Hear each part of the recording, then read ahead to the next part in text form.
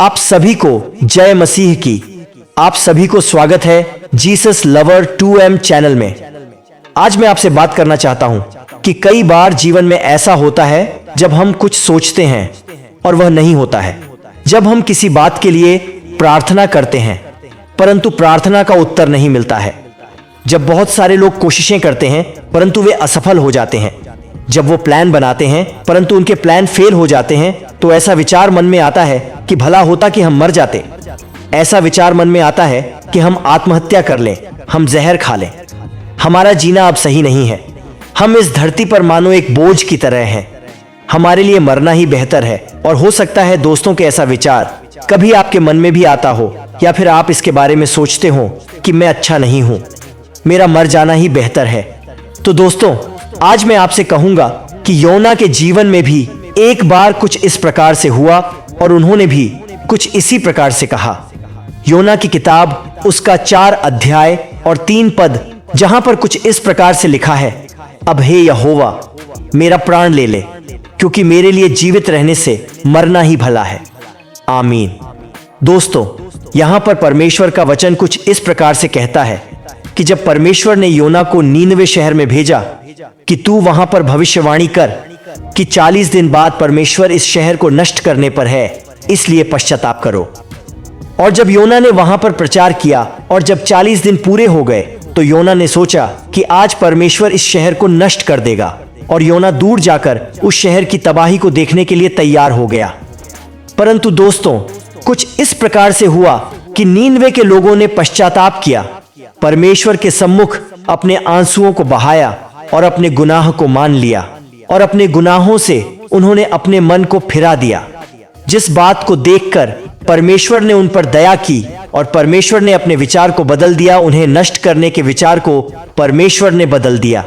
और जब योना ने देखा कि समय गुजर रहा है परंतु परमेश्वर अपने वादे को पूरा नहीं कर रहा है, परमेश्वर इस शहर को नष्ट नहीं कर रहा है, तो उसे अपने आप पर ग्लानि महसूस हुई कि मैंने 40 दिन तक यह वचन यहां पर प्रचार किया, मैंने 40 दिन तक यह कहा कि परमेश्वर इसे नष्ट करने पर है, यह भविष्यवाणी की, और मैं झूठा ठहर गया हूं। और योना सोचने लगा कि मैंने 40 दिनों तक प्रचार किया परंतु परमेश्वर अपने वादे को पूरा नहीं कर रहा। मैं इन लोगों के सम्मुख झूठा ठहर गया हूं, मैंने झूठी भविष्यवाणी कर दी है और परमेश्वर ने जो मुझसे कहा था उसे पूरा नहीं कर रहा है। इस बात से नाराज होकर योना ने इस बात को कहा कि परमेश्वर तू मेरे प्राणों को ले ले, क्योंकि मेरे लिए जीवित रहना से मरना ही भला है। दोस्तों, हो सकता है आपके जीवन में भी कुछ इस प्रकार से हो, परंतु मैं आपसे कहूंगा कि परमेश्वर जो कुछ आपके जीवन में कर रहे हैं, या तो उसमें आपकी भलाई छुपी हुई है या फिर उसमें दूसरों की भलाई छिपी हुई है। यहां पर हम देखते हैं, यहां पर परमेश्वर ने अपने विचार को बदल दिया, उनको नष्ट नहीं किया, क्योंकि परमेश्वर ने उनकी भलाई का विचार किया। नीनवे शहर की भलाई परमेश्वर ने सोची, उन पर परमेश्वर ने दया की, इसलिए उसने अपने विचार को बदल दिया, इसलिए उसने अपने वादे को पूरा न किया, इसलिए उसने योना की भविष्यवाणी को पूरा नहीं किया। दोस्तों, इसी प्रकार से परमेश्वर कई बार हमारे जीवन में हमारी प्रार्थनाओं का उत्तर नहीं देते हैं, क्योंकि वह हमेशा हमारी भलाई के लिए कार्य करते हैं। इसमें ही हमारी भलाई होती है, या फिर कई बार दूसरों की भलाई उसमें छिपी हुई होती है।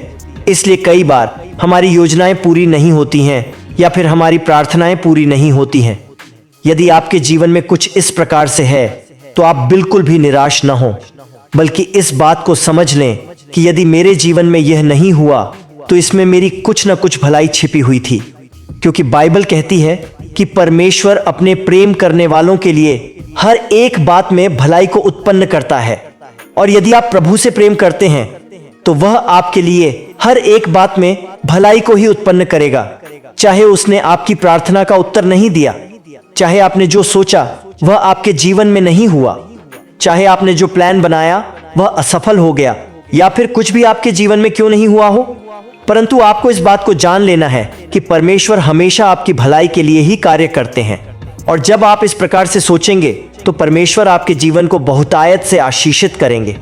इसलिए दोस्तों, अपने जीवन में, अपने मन में, अपने विचारों में मरने का विचार कभी न लाएं योना की तरह, बल्कि आप इस बात पर भरोसा रखें कि परमेश्वर ने जो कुछ मेरे जीवन में किया है, जो कुछ भी हुआ है, इसमें मेरे लिए भलाई उत्पन्न होगी, यह मेरे लिए अच्छा ही होगा। और जब आप इस प्रकार से करेंगे, परमेश्वर आपके जीवन को बहुतायत से आशीषित करेंगे।